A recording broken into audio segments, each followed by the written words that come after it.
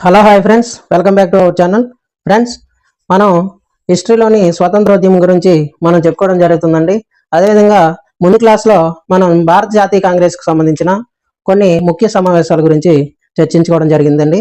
అదేవిధంగా దాని కంటిన్యూస్గా ఈరోజు మనం వీడియో చేయడం జరుగుతుంది. అయితే ఈరోజు మనం రవీంద్రనాథ్ ఠాగూర్ గురించి కొన్ని విషయాలు అనేటువంటిది మనం చూద్దాం. రవీంద్రనాథ్ ఠాగూర్ బెంగాల్లో జమీందారీ బ్రాహ్మణ కుటుంబంలో జన్మించాడు. ఎక్కడండి?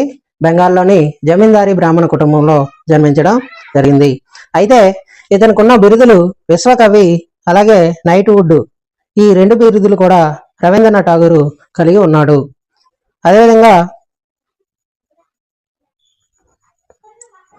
అదేవిధంగా ఠాగూర్ అంటే బెంగాలీ భాషలో గౌరవప్రదమైన అయ్యా అని అర్థం. అలాగే ఠాగూర్ యొక్క తల్లిదండ్రుల పేర్లు ఏంటండి? దేవేంద్రనాథ్ ఠాగూర్, అలాగే తల్లి పేరు స్వర్ణలతాదేవి. ఏంటండి? దేవేంద్రనాథ్ ఠాగూరు, స్వర్ణలతాదేవి రవీంద్రనాథ్ ఠాగూర్ యొక్క తల్లిదండ్రులు. అలాగే ఇతని భార్య పేరు ఏంటండి? మృణాలిని. ఏం పేరండి? మృణాలిని. ఇతను 8 సంవత్సరాల వయసులో రచించిన పద్యాల సంపుటి ఏంటండి? భానుసింహ. ఇతను 8 సంవత్సరాల వయసులో రచించిన పద్యాల సంపుటి ఏంటండి? భానుసింహ. అలాగే 1913 సంవత్సరంలో గీతాంజలికి నోబెల్ సాహితీ బహుమతి, అలాగే నోబెల్ బహుమతి పొందిన తొలి భారతీయుడు ఎవరండి? రవీంద్రనాథ్ ఠాగూర్. ఎప్పుడండి? 1913 సంవత్సరంలో నోబెల్ సాహితీ బహుమతి పొందిన తొలి భారతీయ వ్యక్తి ఎవరండి? రవీంద్రనాథ్ ఠాగూర్. అలాగే ఇతను రచించిన గ్రంథాలు ఏంటండి? ఇతను రచించిన రచనలు తోటమాలి, అలాగే గీతాంజలి, గీతిమాల్య, మానస, తర్వాత గరే బైరి. ఏంటండి? గరే బైరే. ఈ 5 రచనలు కూడా రవీంద్రనాథ్ ఠాగూర్ రచించడం జరిగింది. అయితే తర్వాత చూసినట్లయితే స్వతంత్రోద్యమానికి దశలు ఏ విధంగా ఉన్నాయో మనం చూద్దాం. అయితే భారత స్వతంత్రోద్యమానికి ప్రధానంగా 3 దశలుగా కొనసాగడం జరిగింది. ఆ 3 దశలు ఏంటయ్యా అంటే, ఒకటి ప్రథమ దశ 1885 నుండి 1905 వరకు మితవాదుల యుగం కొనసాగడం జరిగింది. ఎప్పటి నుండి అండి? 1805 అలాగే 1905 వరకు మితవాదుల యుగం కొనసాగడం జరిగింది. అలాగే ద్వితీయ దశ 1905 నుండి 1920 సంవత్సరం వరకు కొనసాగడం జరిగింది. ఈ 1905 నుండి 1920 వరకు జరిగిన యుగాన్ని ఏంటంటారండి? అతివాదుల యుగంగా చెప్పుకోవడం జరుగుతుంది. అదేవిధంగా మూడోది తృతీయ దశ. ఈ మూడో దశ 1920 1947 సంవత్సరం వరకు జరిగింది. దీన్ని గాంధీ యుగంగా మనం చెప్పుకోవడం జరుగుతుంది. అదేవిధంగా మితవాదుల యుగం గురించి మనం తెలుసుకుందాం. అయితే ఈ మితవాదుల యుగం ఎప్పటి నుండి ప్రారంభమైందండి? 1885 అలాగే 1905 వరకు కొనసాగిన యుగం మితవాదుల యుగం. మితవాదులు ప్రధానంగా భారతదేశానికి స్వతంత్రం కోరకుండా బ్రిటిష్ వారి పరిపాలనలో భారతీయులకు ప్రాతినిధ్యం కల్పించాలని డిమాండ్ చేశారు. ఈ మితవాదుల యుగంలో ఏం చేశారండి? భారతదేశానికి స్వతంత్రం కోరకుండా బ్రిటిష్ పరిపాలనలో భారతీయులకు ప్రాతినిధ్యం కల్పించాలని డిమాండ్ చేయడం జరిగింది. అయితే మితవాదులు అనుసరించిన పద్ధతులు ఏంటండి? ఈ మితవాదులు అనుసరించిన పద్ధతులు ఒకటి ప్రార్థనలు. ఏంటండి? ప్రార్థనలు. రెండోది విజ్ఞప్తులు. మూడోది నిరసనలు. ఈ 3 కూడా మితవాదులు అనుసరించిన పద్ధతులు. అదేవిధంగా మితవాద భావాలు కలిగిన జాతీయ నాయకులు ఎంజి రనడే. ఎవరండి? మితవాద భావాలు కలిగిన జాతీయ నాయకులు ఎంజి రనడే, గోపాలకృష్ణ గోఖలే, అలాగే ఫిరోజ్ షా మెహతా, దాదాబాయి నౌరోజీ, సురేంద్రనాథ్ బెనర్జీ, అదేవిధంగా బద్రుద్దీన్ త్యాబ్జీ. ఈ బద్రుద్దీన్ త్యాబ్జీ 1887 సంవత్సరంలో మద్రాసులో జరిగిన ఐఎన్సి కాంగ్రెస్కు ఐఎన్సి కాంగ్రెస్ సమావేశానికి అధ్యక్షత వహించిన తొలి ముస్లిం ఎవరండి? బద్రుద్దీన్ తాబ్జీ. ఈ బద్రుద్దీన్ తాబ్జీ అనేటువంటి వాడు 1887 సమావేశంలో జరిగిన మద్రాస్ ఐఎన్సి కాంగ్రెస్ సమావేశానికి అధ్యక్షత వహించిన తొలి ముస్లిం.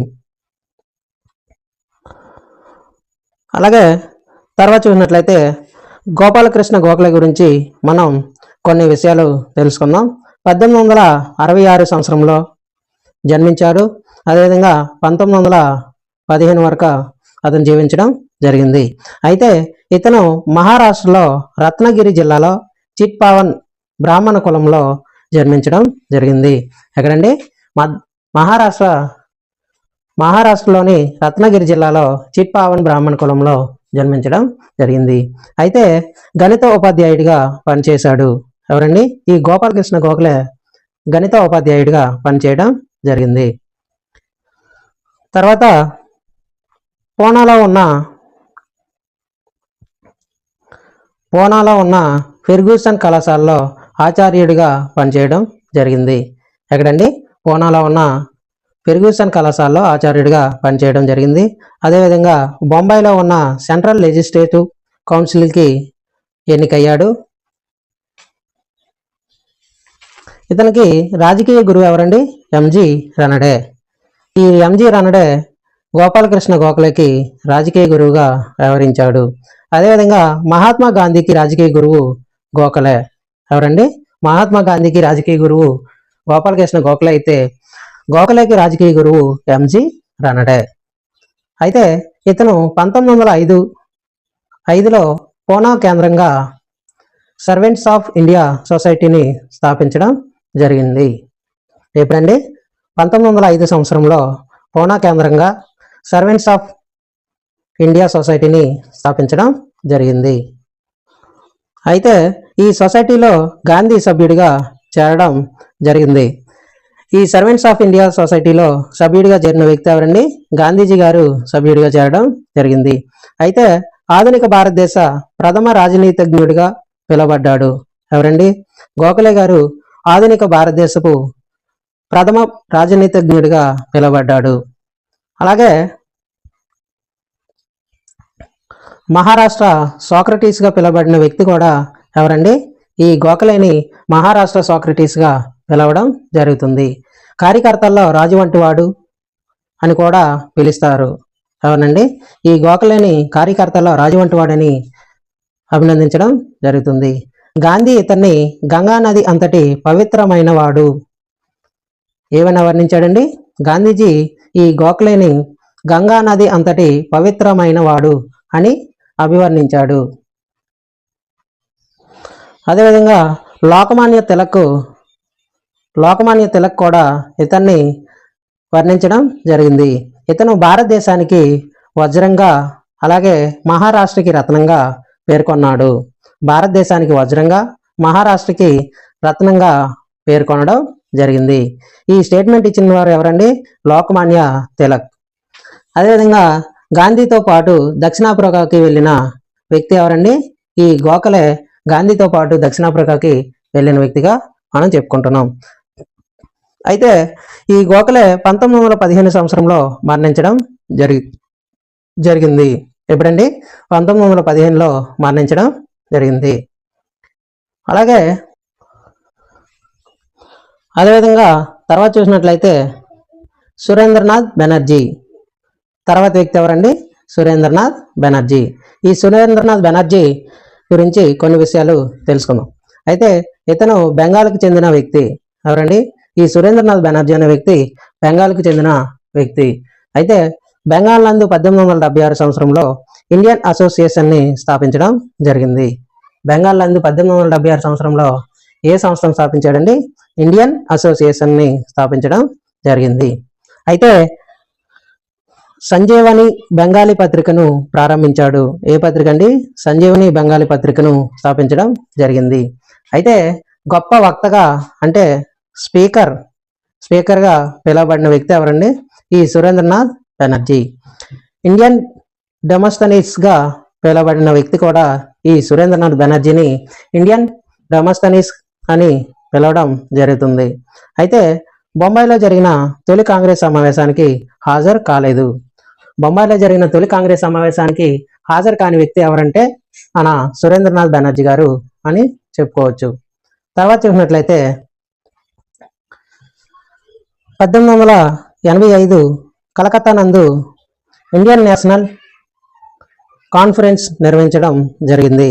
ఎప్పుడండి? 1885 సంవత్సరంలో కలకత్తా నందు ఇండియన్ నేషనల్ కాన్ఫరెన్స్ నిర్వహించాడు.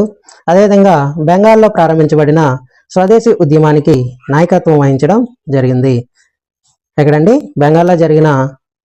బెంగాల్లో ప్రారంభించబడిన స్వదేశీ ఉద్యమానికి నాయకత్వం వహించడం జరిగింది. అదేవిధంగా బెంగాల్ నందు రిప్పన్ కళాశాల స్థాపించడం జరిగింది. బెంగాల్ నందు రిప్పన్ కళాశాల ప్రారంభించిన వ్యక్తి ఎవరండి? సురేంద్రనాథ్ బెనర్జీ. అయితే తర్వాత చూసినట్లయితే అలాగే మితవాద యుగంలో ఉన్న మూడో వ్యక్తి ఎవరండి? దాదాబాయ్ నవరోజీ గురించి మనం కొన్ని విషయాలు తెలుసుకోవడం జరుగుతుంది.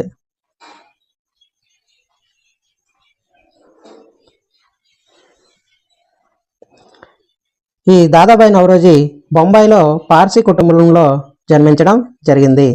అలాగే 1886 కలకత్తాలో జరిగిన రెండవ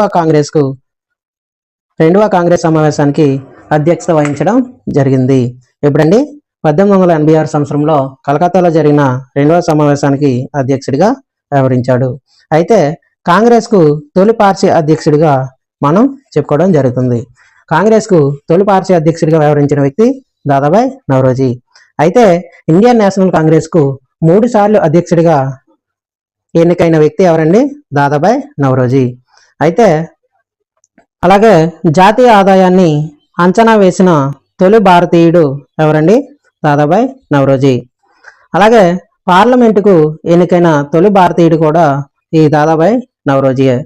అలాగే తర్వాత చూసినట్లయితే దాదాబాయ్ నవరోజీ లిబరల్ పార్టీ తరపున బ్రిటిష్ పార్లమెంట్లో కామన్స్ సభకు ఎన్నికయ్యాడు. ఎక్కడండి? లిబరల్ పార్టీ తరపున బ్రిటిష్ పార్లమెంట్లో కామన్ సభకు ఎన్నికవడం జరిగింది. అదేవిధంగా డ్రైన్ సిద్ధాంతాన్ని ప్రతిపాదించిన వ్యక్తి ఈ దాదాబాయ్ నవరోజీ. అలాగే ఈ డ్రైన్ సిద్ధాంతంలో ఏమని చెప్పాడండి? భారత సంపద అంతా హోమ్ ఛార్జెస్ రూపంలో ఇంగ్లాండ్కు వెళ్తుందని చెప్పడం జరిగింది. డ్రైన్ సిద్ధాంతంలో భారత సంపద అంతా హోమ్ ఛార్జెస్ రూపంలో ఇంగ్లాండ్కు వెళ్తుందని చెప్పడం జరిగింది. అయితే ఇతను రచించిన గ్రంథం poverty and an British rule in India. ఇతను రచించిన గ్రంథం ఏంటండి? Poverty and an British rule in India అనే గ్రంథాన్ని రచించడం జరిగింది.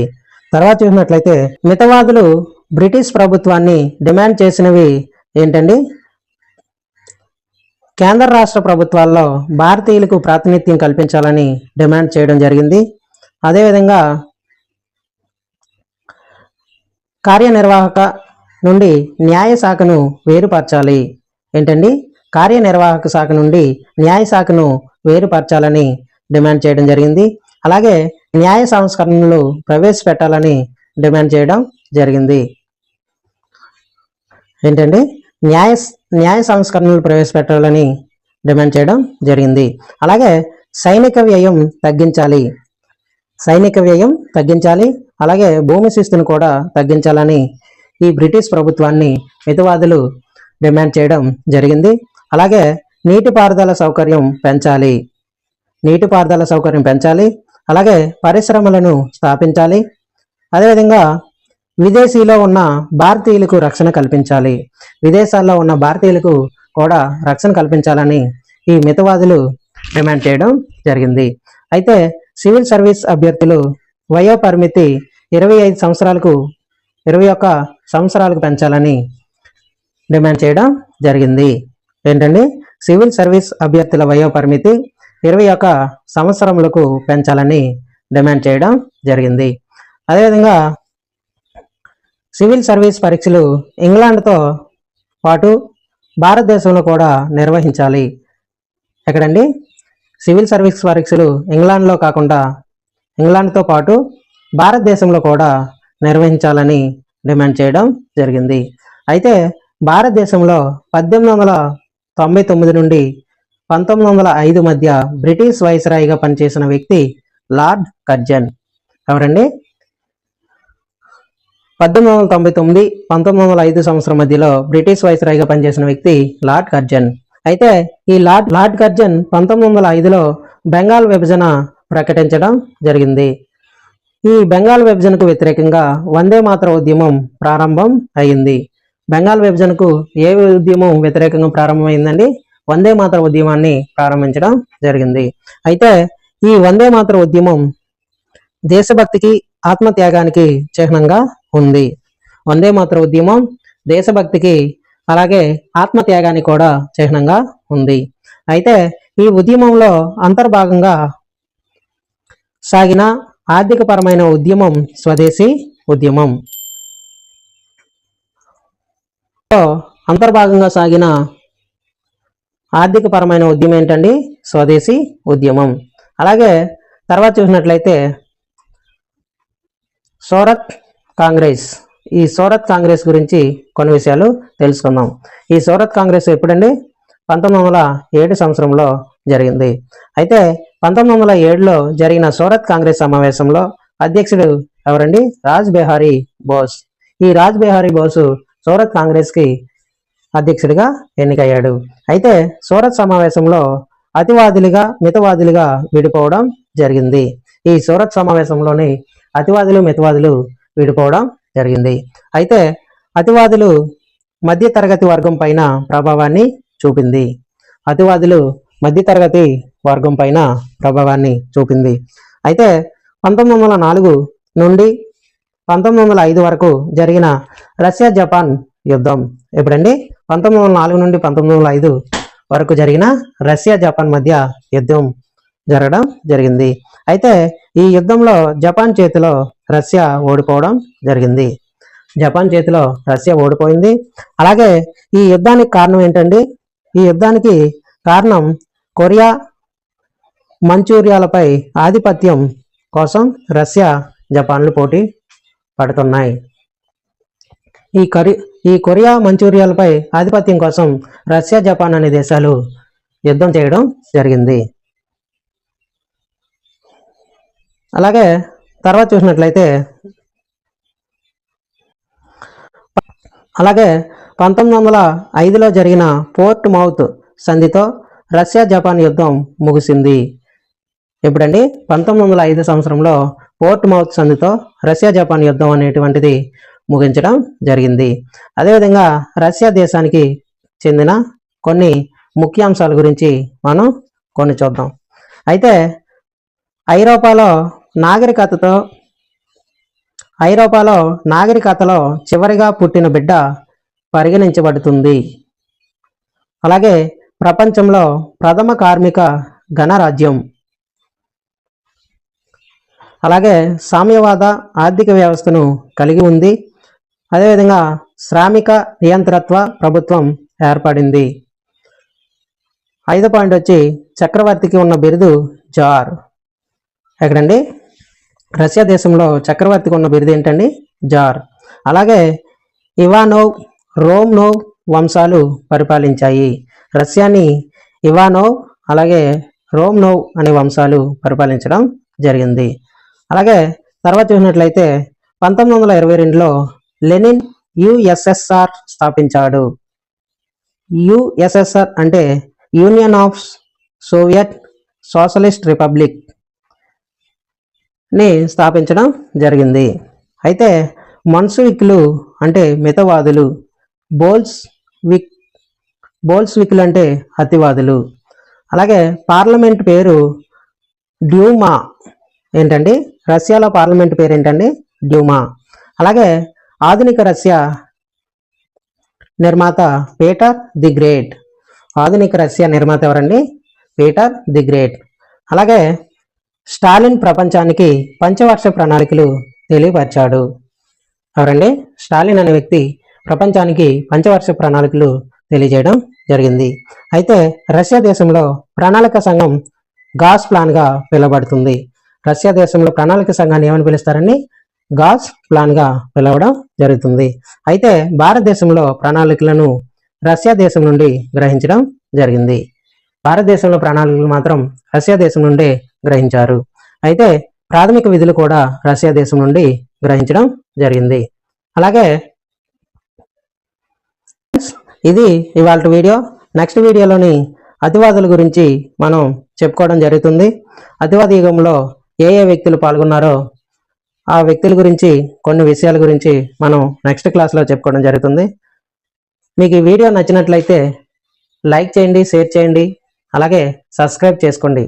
ఫ్రెండ్స్, మీరు లైక్ చేసినట్లయితే మీరు ఎంత ఎక్కువ లైకులు చేస్తే అంత ఎక్కువగా వీడియో వైరల్ అయ్యే ఛాన్స్ ఎక్కువగా ఉంటుంది. Okay friends, thanks for watching.